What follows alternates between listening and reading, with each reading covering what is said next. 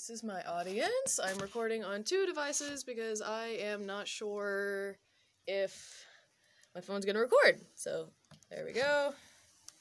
There we go. And there we go. Actually, I don't know if that got it, so that is my 4. Okay.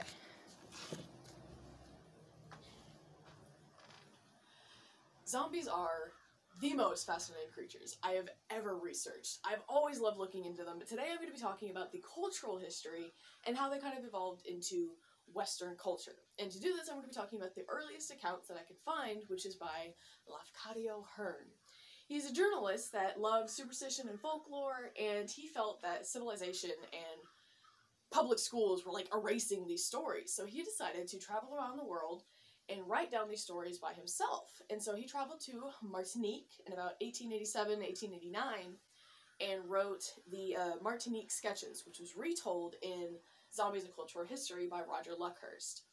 And in here, he talks about how he went to his landlord's daughter, and she tries to explain what a zombie is to him, but there's a language barrier, so all she can really say is, it's like a 14-foot high woman and a 3-legged horse. Which is not usually what you think of when you think of a zombie. So, in trying to get a little more information, he goes to another woman, Cyrillus, who describes it a little bit better, and she describes it as anything normal and familiar that turns nightmarish. And her example is, if you're walking down a street and you see a person walking by you, everything seems fine. But once that person passes by you, you notice that there's this undescribable terrifying creature that you have no idea what it is, even though it was at first a normal human. That's what Martinique would describe as a zombie, just something normal into something scary. But that's not the most well known. And to jump back a little bit to go forward, a student from Michigan State University who just goes by Ahmed on his research found that zombies can date back as early as the 8th century, which is just incredible to me.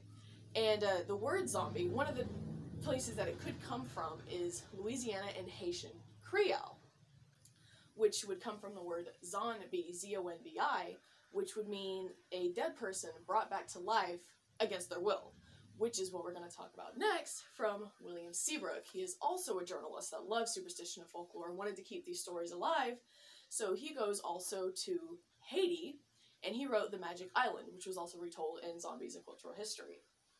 And he tells that a zombie is a undead human that was brought back to life by magic. People would hire bokars, or B-O-K-O-R-S, and they're like sorcerer priests type things, and they would get a little bit of the person's soul while they were alive, have the person die, lose their soul, yada yada, and then they would sneak back into the graveyard and give them back that piece of soul and rise them up from the dead. And people would do this for, the Michigan State student says, for reasons as simple as annoying them in the past life. So if you annoy someone, you might become an undead slave. All I'm saying. But investigating zombies and their cultural history is another one of my sources that goes into kind of the details of it, about how the bokars would get the soul and how they had to like be careful about sneaking into the graveyard. But I kind of want to talk about more about how this evolved into Hollywood Western culture, because I think the most interesting piece of information I found is what I think connects the two. In this folklore, if zombies ate salt, they would regain consciousness. And so the masters and the bokars had to keep zombies away from salt because they would fear that if they regained consciousness, they would attack their masters. And this is the only really real similarity I can find, besides being an undead corpse, between Haitian folklore and Hollywood or Western culture. So what I think happened is Western culture took that idea of a zombie attacking someone and just ran with it. Because there's so many huge differences. One of them is the fact of how they're brought back to life. Hollywood is obviously like diseases and viruses and radiation, while the Haiti folklore is obviously magic. And another difference is the magic that keeps the undead people alive also preserves them. When we think of a zombie in Western culture, we think of it as corpses that are rotting as they're walking around with open wounds and decaying bodies and just disgusting. But in Haiti Creole, or Haiti folklore, they just are normal dead people that look like they were when they died. They don't rot as they're walking around. And another one is, in Haiti folklore, they obey masters. They obey the Bokars that brought them back to life, or whoever they pass on that, recognition to. They obey those rules, and they don't do anything else besides what they tell them to do.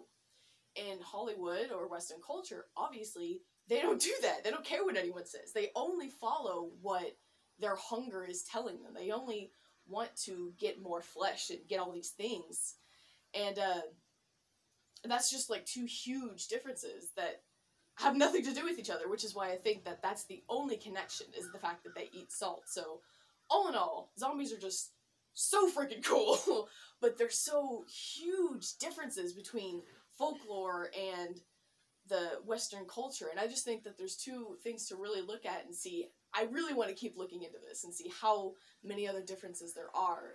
So these two people just wanted to keep the folklore alive and wanted to keep these stories going, but Hollywood was like, nah, we're just gonna make this super cool and evil monsters. So, but hey, that's showbiz.